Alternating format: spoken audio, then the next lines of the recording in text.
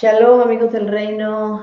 Chaguato, buenas semanas. Soy la doctora Espinato de Beshuo Naples y hoy me gustaría compartirles un poquito acerca de la porción de Shoftim, jueces.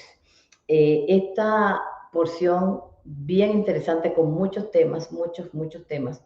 A mí me gustaría hablar un poco acerca del sistema judicial del pueblo de Israel. Son muchas, creo que hay mucha desconocimiento y confusión y a veces hacemos juicios a priori, juicios eh, con mucho desconocimiento de cómo funcionan la parte judicial en la Torá, en la Biblia. Las lecturas de hoy, si las podemos ver aquí, están en la Torá, Deuteronomio 16, del 18 a 16, 18 al 21, 9, la porción de los profetas Haftará en Isaías 51, 12 al 52, 12, bien interesante, solo voy a leer un poquito de ahí. Es la cuarta Haftará de consolación y vamos a tomar del pacto renomado Brit Hadashah, Mateo 24, 12. Vamos a hacer la oración que nos enseñó, que nos dicen los sabios para el estudio de la Torah. Baruch atah Adonai Eloheinu melech haolam asher kideshanu bemitzvotav v'tzivanu la'asok ledivrei Torah. Muy bien. Lo primero que me gustaría que viéramos es el primer versículo donde aparece el nombre de la porción. Nos vamos a concentrar en dos versículos muy interesantes que hay aquí. El primero está en Deuteronomio 16, 18. Dice, jueces y oficiales pondrás para ti en todas tus ciudades, que el Eterno, Dios tuyo, te entregará para tus tribus y juzgarán al pueblo con justicia recta.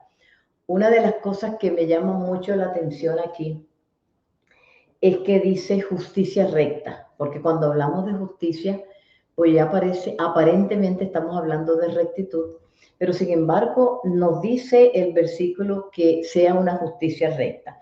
Antes de pasar a definir por qué se llama justicia recta, fíjense que dice jueces y oficiales, en algunas traducciones dice jueces y policías, y justamente estaba leyendo que en esta época tenían justamente personas que andaban con algo parecido a un bastón con tiras de cuero para castigar a las personas que se salían de la ley. Ahora, ¿por qué la ley es importante y por qué a veces la escritura nos muestra a veces una ley tan severa? Bueno, en realidad no era más severa que la que tenemos ahora, es bastante parecida a la que tenemos ahora, pero si nosotros comparamos las leyes de la época con las naciones vecinas, el pueblo de Israel tenía unas leyes muy justas. De hecho, se dice, ¿qué pueblo, qué nación hay entre nosotros que tenga unas leyes tan justas? Ahora, ¿por qué se hacían a veces, y vamos a ver algunos casos, de algunos tipos de leyes que aparentemente fueran severas? Y bueno, era una multitud de personas donde no habían realmente cárceles, había que justiciar inmediatamente a las personas y siempre había que sentar un precedente. ¿Para qué? Para que las personas pues no volvieran a cometer estos errores o simplemente para que al conocer estas leyes la persona decidiera no hacerla, ¿verdad? Ahora, pasando a la siguiente pantalla, cuando hablamos de justicia recta, Orja Jaime en su comentario de la Torah dice que para llevar a cabo un verdadero juicio, el juez debe disociarse de las personas en cuestión. ¿Qué quiere decir esto? Que cuando hablamos de justicia, y por eso el versículo nos dice justicia recta, nos está diciendo aquí, Orja Jaime, que estas personas se deben desvincular. Quiere decir, y nos dice la escritura también, lo vamos a leer ahorita, en el otro versículo, que no hagas acepción de personas o no tengas favoritismo. ¿Por qué? Porque una vez, inclusive hay en muchos casos y en muchas regiones, no se le permite, inclusive a muchas personas como profesionales de la salud, hay muchas cosas que no podemos hacer con personas conocidas o familiares. Yo hacía un tipo de exámenes de droga cuando trabajaba en el hospital, y yo no podía, se lo podía hacer a todo el mundo, pero no se lo podía hacer ni a familiares ni a conocidos. ¿Por qué? Porque hay conflicto de intereses aquí. Entonces a esto se está refiriendo con lo de justicia recta, ¿verdad? La siguiente pantalla dice lo que nos dice ahora lo que es una persona recta, ¿verdad? La Biblia cabalística y el Zohar en su versión, en su porción Noa, nos dice que una persona recta es ella misma un sacrificio dado a expiación, porque sacrifica su propio deseo sobreponiéndose a su voluntad. Pero una persona que no es recta no es aceptada como sacrificio porque está contaminada. Entonces quiere decir que aquí ya estamos hablando de algo un poco más elevado. Ahora estamos hablando de algo que es más espiritual, ¿verdad? Quiere decir que una persona que decide hacer las cosas bien, y a veces yo hablaba con varias personas y me dicen, a veces es difícil tratar de hacer las cosas bien, porque parece que el mundo estuviera en contra. Sí, parece que el mundo estuviera en contra. ¿Por qué? Porque la gran mayoría va hacia un lado, pero los que deciden o los que decidimos ser rectos o hacer las cosas como lo dice la escritura o lo dice o lo marca la ley, somos muy pocos. Ahora, quiero hacer la salvedad de que en muchas ocasiones hacer las cosas rectas o tratar de hacer las cosas tanto como las dice el Eterno o como las dice la justicia, no son precisamente las cosas de la manera que agradan a muchas personas, ¿verdad? Y en muchos casos va a tratar de haber manipulación, porque tan pronto una persona decide hacer las cosas de la mejor manera y hacerlas de manera recta, siempre va a haber un argumento de alguien que diga por qué eso supuestamente si tú eres bueno, pues deberíamos dejar pasar muchas cosas, ¿verdad? Pero no funciona de esa manera. La ley no funciona de esa manera. Yo voy a tratar ahora de, en la siguiente pantalla, vamos a ver el sistema judicial del pueblo de Israel. Yo voy a tratar de explicar algunas cosas. Tengo mucha información hoy y si no alcanzo a hacerlo en el tiempo que tengo destinado, no se preocupen que yo se lo voy a dar de cualquier manera en otra oportunidad, pero voy a tratar en algunos momentos, voy a andar muy rápido para poder detenerme en donde lo amerita, ¿verdad? Tenemos tres sistemas o tres tipos de cortes que funcionaban en la Torá, de las que habla la Torá y de las que se habla mucho en todo, incluyendo el Brit Hadashah, Pacto Renovado. Está el Gran Sanedrín compuesto por 71 miembros, y esto lo vemos en números 11-16. Está el Pequeño Sanedrín compuesto por 23 miembros, lo vemos en números 25-34. Y están las cortes de justicia que están conformadas por 3 jueces para ciudades con menos de 120 habitantes. Ahora, ¿por qué tres tipos de tribunales o 3 tipos de cortes? Bueno, porque los casos son diferentes. Nosotros hoy en día tenemos corte penal, ¿verdad? O código penal, tenemos un código civil, tenemos código de familia, tenemos muchos tipos de códigos.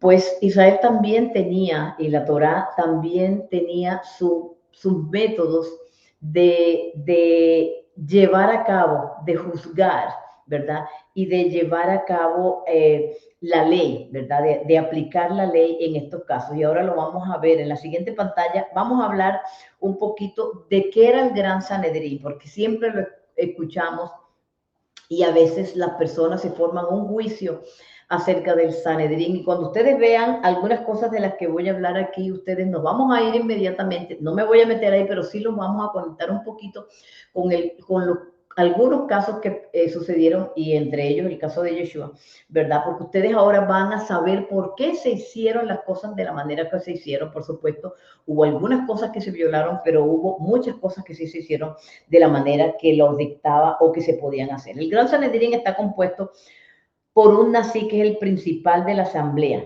que es la persona más eminente. Le sigue en segundo lugar el presidente del tribunal, que es llamado el Abbeidín. El resto de las personas, estamos hablando de 71 miembros, quiere decir los otros 69, se disponen de acuerdo con su sabiduría. Y esto lo tengo resaltado porque muchas personas a veces cuando hablamos un poquito de la ley, hablamos un poquito de la Torá, me dicen, ¿por qué tenemos que creerle? ¿Acaso ellos no se equivocan? puede que sí se equivoquen, pero tenemos que tener en cuenta que las personas que conformaban estas cortes, y ahorita lo vamos a ver cuál era el requisito para esto, eran personas consideradas eminentemente sabias. Ahora, ¿un sabio no se puede equivocar? Claro que sí, la misma escritura nos lo dice, ¿verdad? Y luego vamos a ir allá, que el versículo dice que no nuble la mente o los ojos del sabio, ¿verdad? Pero eran cuidadosamente escogidas. También había, si la alcanzamos a ver, estaban dispuestos en semicírculo, y ahí vemos la foto, ¿para qué? Para que las personas se pudieran ver a la cara cuando estuvieran hablando, porque cuando uno mira a una persona a la cara, los ojos son los espejos del alma, ahí sabemos si la persona está diciendo la verdad y la persona está diciendo mentira. También habían a derecha e izquierda dos escribas tribunalicios, dos a la derecha y dos a la izquierda, uno o dos favorables y los otros desfavorables. Era algo así como la defensa y la acusación, y tal cual como funciona hoy en día, ¿verdad?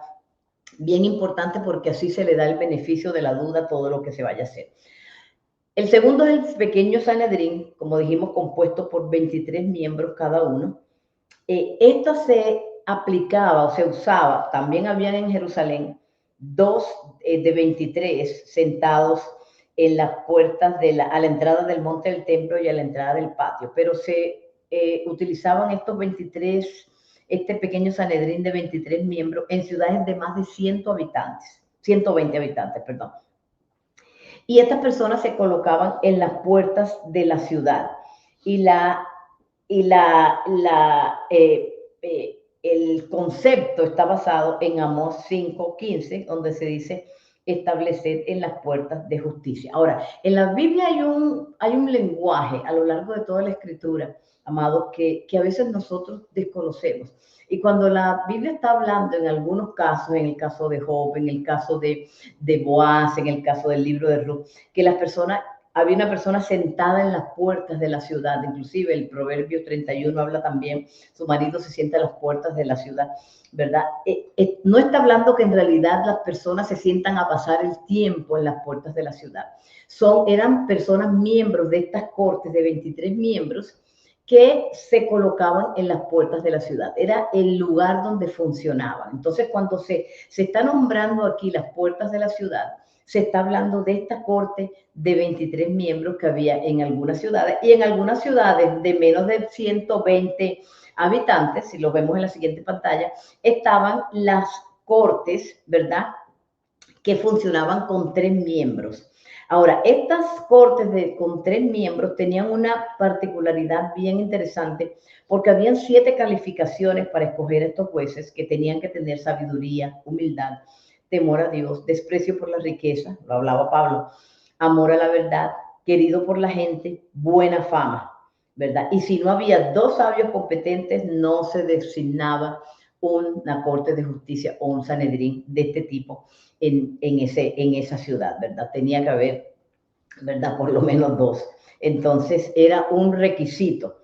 Entonces esta era la manera que estas cortes se conformaban dependiendo del número de habitantes que había en una ciudad, y dependiendo también, ahora vamos a ver un poquito también qué requisitos se necesitaban para estos miembros. No eran cualquier persona, se necesitaban que fueran personas, hombres sabios, de buen juicio, casado con la esposa que le tocó. ¿Qué quiere decir esto?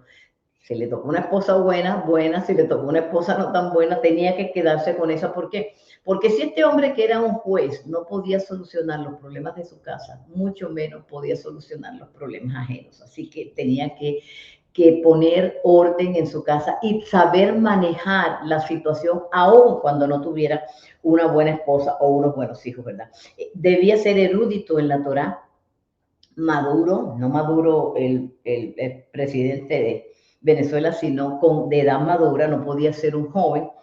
Debía ser políglota, quiere decir que hablara varias lenguas. ¿Por qué? Porque se iba a necesitar en algunos casos que hubieran extranjeros, ¿verdad? Y te necesitaba hablar varias lenguas. De buena estatura, para que nadie lo minimizara, elocuente, que supiera expresarse, educado en ciencias como la medicina, matemáticas, astronomía, astrología, métodos adivinos, superstición e idolatría. ¿Por qué? Porque los casos que se iban a tratar eran casos todos como este. No sabíamos si los casos que venían eran casos de finanzas o si los casos que teníamos eran casos de idolatría o eran casos que involucraban, ¿verdad? La medicina, médicos, etcétera, etcétera. Ahora, ¿quiénes estaban descalificados? Pues los ancianos, las personas que no tuvieran hijos y los reyes. De aquí viene el dicho, no se puede ser rey y parte, ¿verdad? ¿Por qué? Porque un rey no podía juzgar, tenía que ser un juez. Un rey estaba para dirigir a las personas y el rey pues era el rey tanto de los malos como de los buenos, ¿verdad? Pero por eso el rey no podía reinar. Entonces los ancianos también estaban descalificados, probablemente no tenían la energía, ¿verdad? En un caso de un conflicto serio podrían quedar en la mitad del caso. Y las personas sin hijos también estaban descalificadas. ¿Por qué? Porque si una persona no tiene hijos, ¿cómo puede juzgar a un joven? Con empatía, ¿verdad? Si no ha estado en la situación de que de pronto yo estoy viendo a ese hijo que también, ese muchacho que de pronto no es tan buena persona, pero yo también tengo un hijo. Yo tengo que saber para cuándo voy a juzgar, ¿ok? Ahora, las generalidades del tribunal, vamos a ver algunas, ¿verdad? No requiere reunirse todo el tiempo. Cuando debe reunirse, en algunos los casos que se tienen que reunir, no se pueden reunir menos de 23 personas. Recordemos el caso, algunos casos que se les viene a la mente. El caso de Yeshua habían 23 personas. No, pero ahora sí les voy a decir qué podían hacer con menos personas. Bastaban 3 jueces para condenar a azotes. Quiere decir que si se dan cuenta, ellos no lo condenaron, ellos lo enviaron, ¿verdad? A otro, lo enviaron a donde Herodes, luego lo enviaron a Pilatos, ¿verdad? Allá lo azotaron y luego lo condenaron, porque ellos no tenían la cantidad de jueces necesarios para condenarlo. Les está prohibido actuar con ligereza en casos capitales, y este sí era un caso en el caso de Yeshua, fue un caso capital. El primero en pronunciarse no debe ser el principal, ¿verdad? Aquí sí vemos en la escritura de pronto una falla, porque sabíamos que Caifás sí quería acusarlo, ¿verdad? Entonces, no se debe pronunciar. ¿Por qué? Porque los demás también se van a apoyar en la idea del principal. Es el principal, es el que manda ahí. Todos quieren pues agradarlo y le tienen mucho respeto, ¿verdad? En caso de equivocación, mire lo que pasa. En caso de equivocación de pena capital, en caso de que se culpe al inocente y se condene, se puede reabrir el caso, que eso es lo que hoy en día se está esperando, que se reabra el caso de Yeshua. Pero si se libera al culpable en el caso de Barrabás, no será permitido reabrir el caso. Ya se liberó, ya dieron el veredicto, ya no, ese caso no se puede devolver, ya se liberó la persona, aunque se haya cometido un error y se liberó al culpable. Por eso dejaron libre a Barrabás, ¿verdad? Mientras que a Yeshua lo acusaron. Ahora, el acusado tiene el derecho de alegar 3 veces. ¿Qué quiere decir esto? Quiere decir que cuando la persona, ya sea que la hayan acusado y la van a condenar o cuando la van a condenar a azote, él tiene el derecho de decir, espérate, se me olvidó algo en mi defensa, que quiero decirle, otra vez se retorna, se devuelve al salón, él dice lo que tiene que decir, otra vez lo vuelven a sacar para condenarlo, él todavía puede decir una vez más, no, me acabo de acordar también de algo, llamen a tal persona que también fue, otra vez lo puede hacer hasta 3 veces, o sea, se puede devolver al salón, ¿verdad? Donde están los jueces antes de su veredicto hasta 3 veces, lo cual me parece muy interesante. Fíjense que en caso de Yeshua se dice, él no abrió su boca, no dijo nada, él sabía y a eso vino, a que lo condenaran porque vino a pagar por nuestros pecados, ¿verdad? Entonces, ahora sí tenemos un poquito de contexto en esto del caso de Yeshua, ¿verdad? Porque a veces la gente opina y dice cosas, pero en realidad no tenemos el contexto para decir si fue justo o no fue justo. Ahora, ¿qué pasa con los testigos?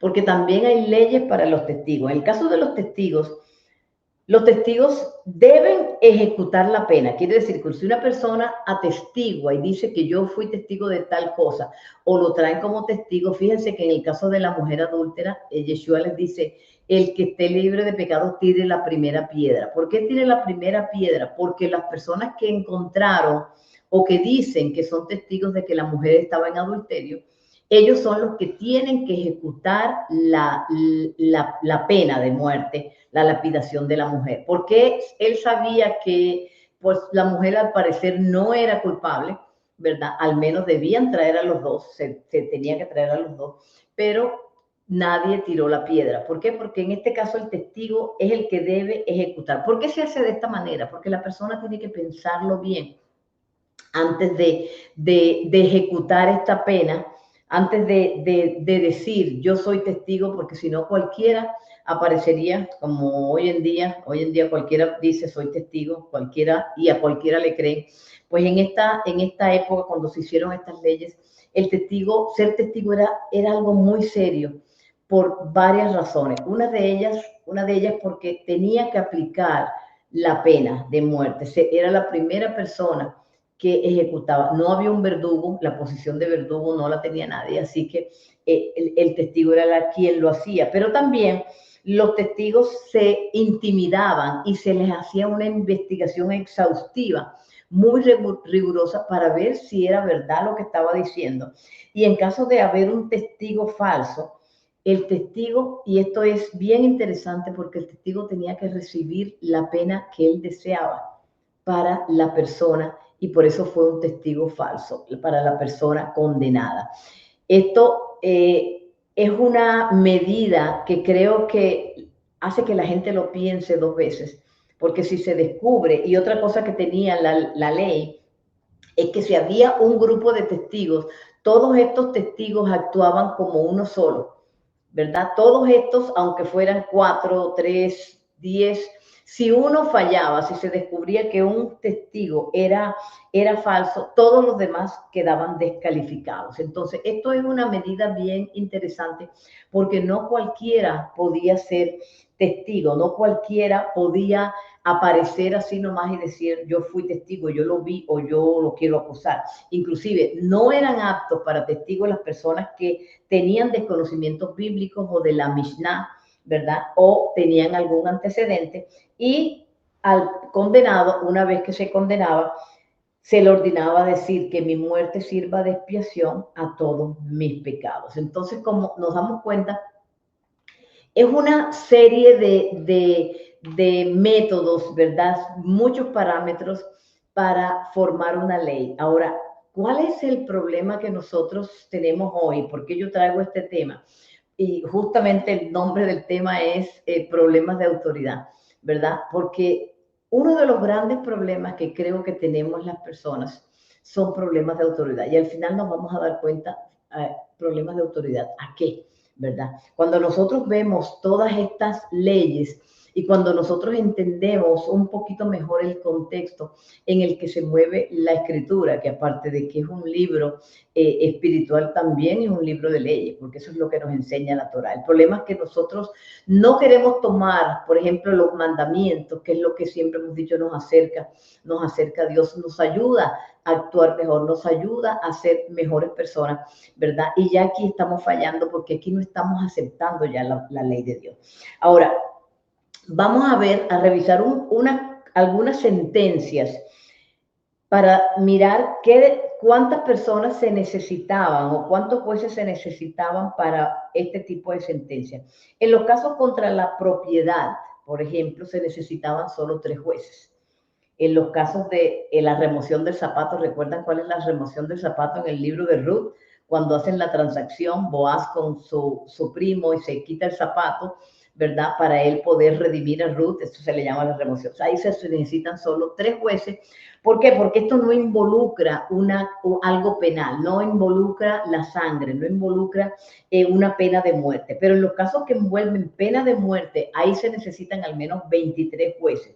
Y en el caso de un falso profeta, se necesita, aquí es más grave la cosa, aquí se necesitan 71 jueces. Ahora, ¿por qué se necesita esta diferencia ¿verdad? De entre 3 jueces, 2371, por la gravedad de las cosas. Los casos civiles normalmente se podían solucionar con dinero. Se pagaba una multa, se indemnizaba a las personas y de hecho se habla también un poco de la ley del talión ojo por ojo, que no está hablando realmente que le sacaran un ojo a la persona, sino que se indemnizara en la medida de lo que valía, ¿verdad? El ojo para la persona, la mano, no es lo mismo una mano para una persona que se dedique, por ejemplo, hoy en día, no es lo mismo la mano de una secretaria o el pie de un futbolista, ¿verdad? Es más valioso el pie de un futbolista que una secretaria y es más valiosa la mano de una secretaria que el pie. Entonces, todo era dependiendo lo que la persona, el tipo de oficio que la persona realizaba, ¿verdad? Pero estos casos penales, ¿por qué eran tan graves? Porque involucraban la vida. Porque no solo cuando habían casos de sangre, por eso se dice de su sangre sobre la sangre, porque tenía que ver no solo la persona condenada, sino la descendencia de la persona. Tiene que ver cuando se condena a una persona, no solo se está condenando a esta persona, cuando se le da muerte por un caso penal, ¿verdad? Por algo que alguien vio o alguien dice que vio, es algo muy serio. ¿Por qué? Porque no solo está dañando a una persona, sino a toda su generación.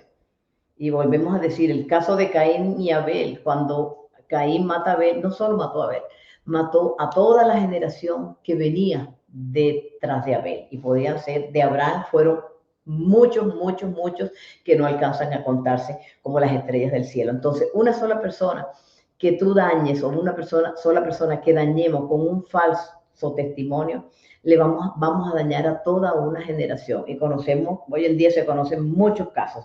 Ahora, sí, dice que la corte penal, su sangre y la sangre de sus descendientes depende de él, de la persona, del condenado, hasta el fin de todas las generaciones. Quiere decir que todo no termina ahí, que todo tiene una trascendencia mucho más grande. Ahora, en el caso de la muerte por apedreamiento, ¿verdad? En la siguiente pantalla la podemos ver. Cuando se apedreaba a una persona por relaciones sexuales ilícitas con su madre, la esposa de su padre, ¿verdad?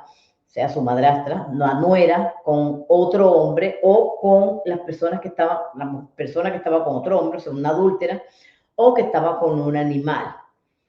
El blasfemo, ¿verdad? Recuerden, a Yeshua se le dijo que era blasfemo, pero ahora vamos a ver si tenían razón o no. El que profana el Shabbat, ¿verdad? Hemos visto los casos en la Escritura. El que maldice a su padre o a su madre, el que comete idolatría, hechicería y el hijo rebelde. Y aquí hay varios casos de hechicería que se nombran en la Escritura. Aparece, por ejemplo, el que pasa por el fuego a los hijos, el que hace sortilegio, quiere decir, hace adivinación echando un palo a la suerte, el agorero que utiliza las nubes, el encantador que utilizaba las serpientes y alacranes, el nigromante que utilizaba, según él, el espíritu de los muertos, ¿verdad? Pero en realidad era en muchos casos, habían personas que practicaban la ventriloquía y le hacían creer a los demás que el que estaba hablando era el muerto, pero era él. Y el edeoní, que utilizaba para adivinar el hueso de un ave llamada idoa. Y el espiritista, el que se acostaba en un panteón para que los espíritus de los muertos hablaran con él y luego él le decía a los demás, bueno, el muerto me dijo, ¿verdad? Entonces, estas personas eran acusadas a muerte o sentenciadas a muerte por apedreamiento. Ahora, en el caso del blasfemo, ¿verdad? Solo el blasfemo era penalizado si pronunciaba el nombre divino completamente. Tenía que pronunciar el nombre del Eterno completamente. Miren la trascendencia que esto tiene. Y hoy en día hay muchas personas que quieren pronunciar el nombre del Eterno simplemente porque confunden un versículo que dice, de Yeshua, que dijo, yo vine a dar a conocer tu nombre. Bueno, no era cómo se escribía ni cómo se pronunciaba, era en realidad lo que significaba el nombre del Eterno, lo grande que era nuestro Dios, ¿verdad? Su Padre, no en realidad a ver cómo se escribía el nombre ni cómo se pronunciaba. Eso no fue lo que él vino a hacer, ¿verdad? Entonces, este blasfemo era penalizado si pronunciaba el nombre divino completamente. Ahora, aquí sí hubo una falla. Yeshua nunca lo pronunció. Y esto es algo que teníamos que tener en cuenta.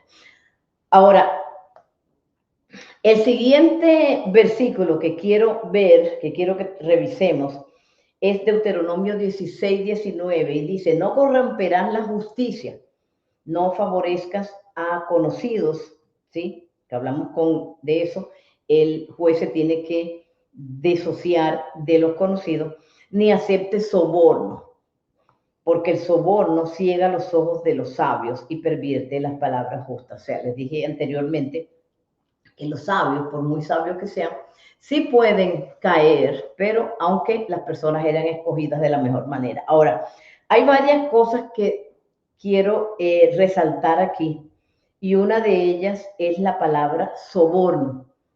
Si lo podemos ver en la pantalla, la palabra soborno en hebreo se dice shohat, quiere decir cohecho, regalo. La raíz sugiere un regalo que une o corrompe. Lo siguiente, por favor. Que une o corrompe la voluntad del receptor con el dador. Quiere decir que cuando la persona recibe un regalo o un soborno, ¿verdad? Inmediatamente la voluntad de la persona ya no es la misma.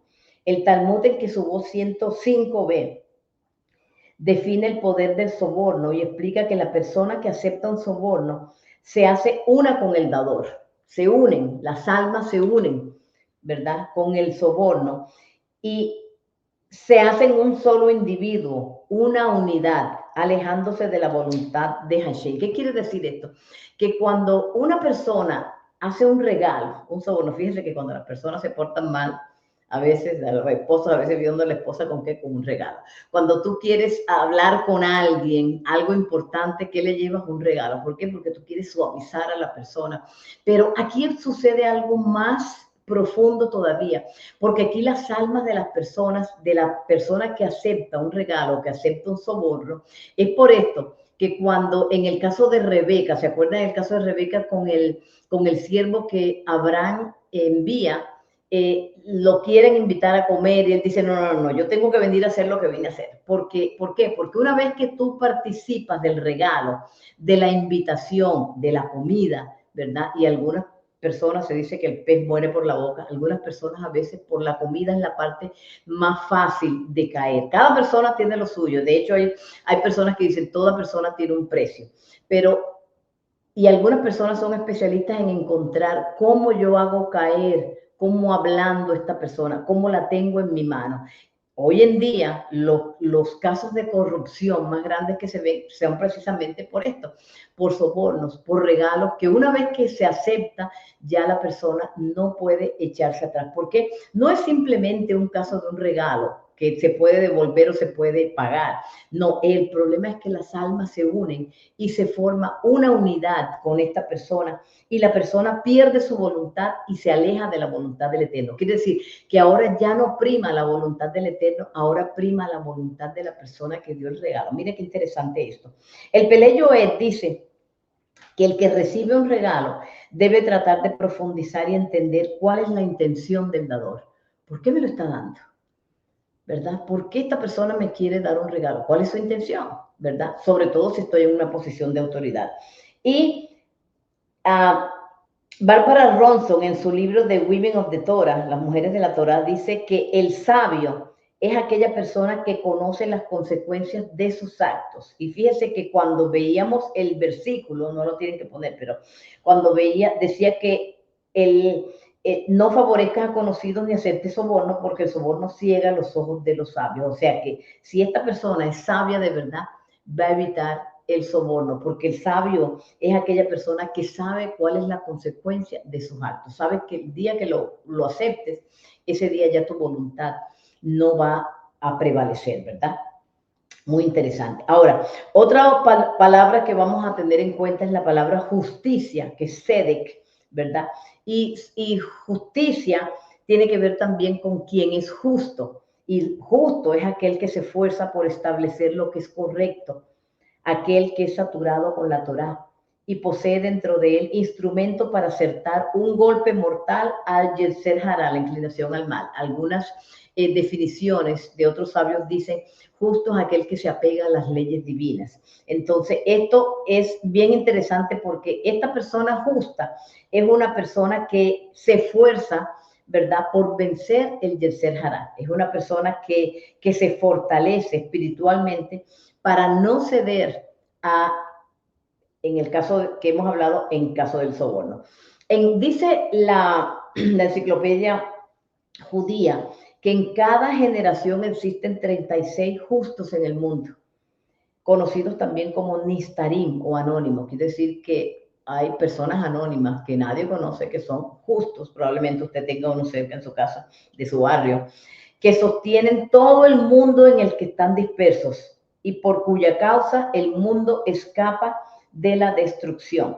Tan pronto un justo deja este mundo, es reemplazado por otro igual a él. Los justos son considerados vivos aun cuando han muerto, según Berajot. ¿Qué quiere decir esto? Que en cada generación, amados, hay 36 justos. Por supuesto, las personas van muriendo y son reemplazadas por otros justos. Y estas personas con esta capacidad espiritual tan grande, tan elevada, con esta alma tan elevada, tan cerca del Eterno, son personas que ayudan a que el mundo prevalezca, que el mundo no sea destruido. Y a veces quizás nosotros a veces no conocemos y a veces sin darnos cuenta podríamos maltratar a un justo. Cuando usted esté cerca de una persona, sobre todo una persona que venga enviada de Dios, tenga mucho cuidado de cómo se comporta con él, porque puede ser uno de estos justos por los que el mundo se ha sostenido. ¿Okay? La siguiente frase que quiero traer es Tzedek, Tzedek Tirsof.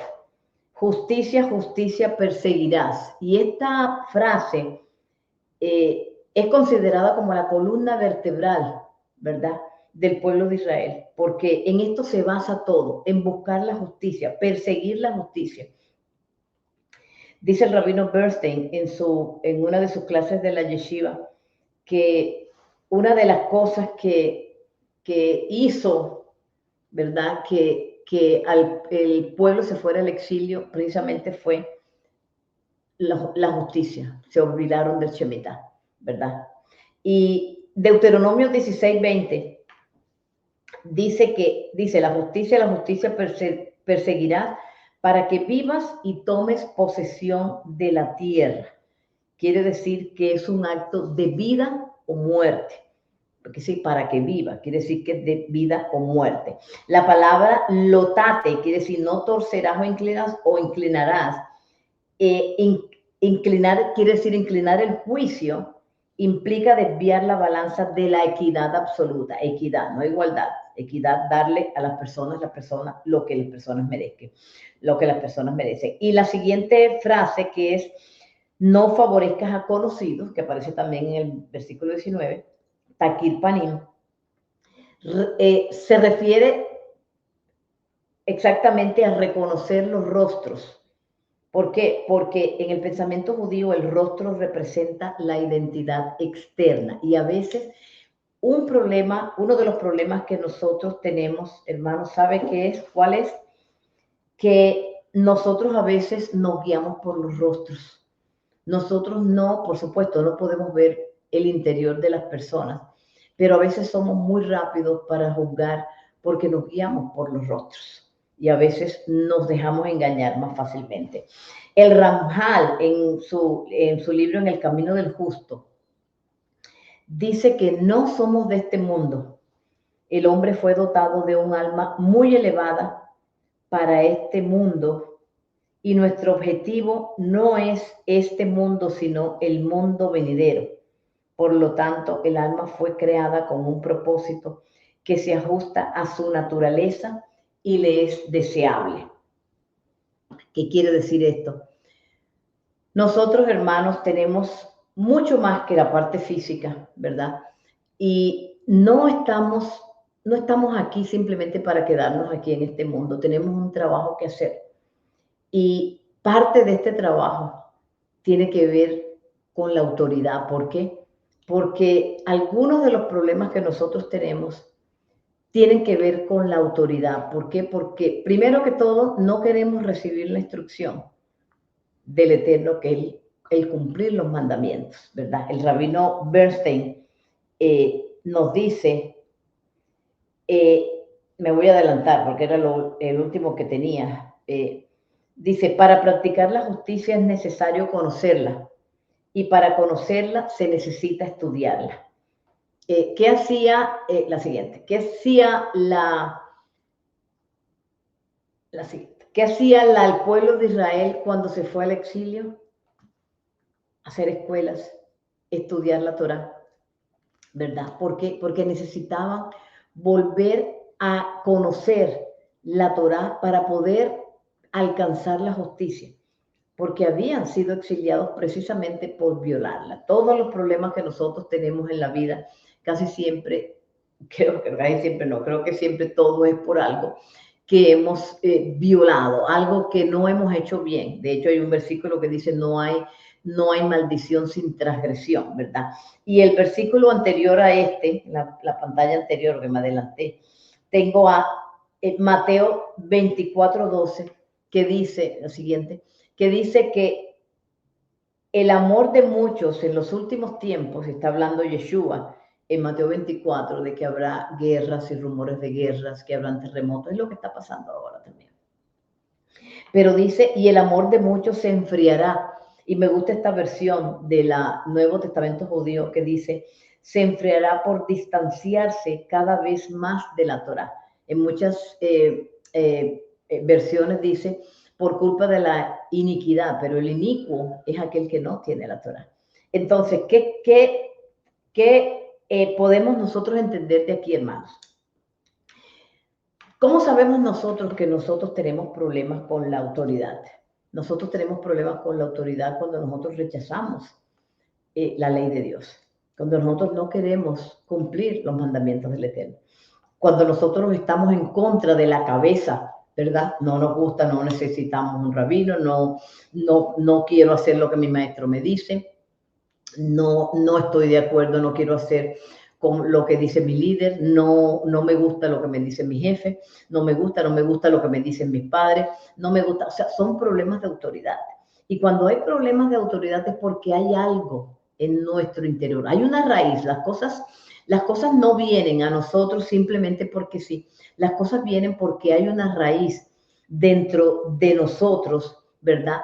Que está, y ahora después de ver el nuevo libro del Rabino Shapira, ¿verdad? Tikkun Hamidot, que usted tiene que tenerlo, porque él hace una lista de unos entes demoníacos, ¿verdad? Y hay uno específico que no recuerdo el nombre porque son muchos, pero dice que es el que lleva la insolencia, la juspa, ¿verdad? Y es este tipo de personas que se vuelve insolente, que rechaza la autoridad. Usted necesita leer este libro porque cuando usted lo lea, usted se va a dar cuenta que todos nosotros tenemos algo. Estamos lidiando con un ente demoníaco, ¿verdad? ¿Por qué?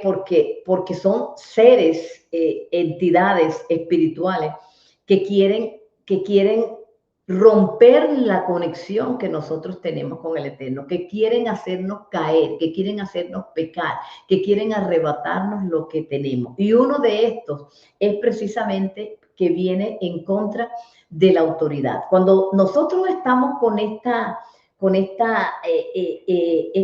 rigor, ¿verdad? En contra de la autoridad, en contra de lo establecido, en contra de lo que dicen los sabios, si los sabios tienen razón, si están equivocados, si no están equivocados. Son sabios, ¿verdad? Fueron escogidos minuciosamente precisamente por el nivel de sabiduría que tenían. Si estoy de acuerdo con las leyes de Dios o no, si son para mí o no son para mí, son leyes de Dios.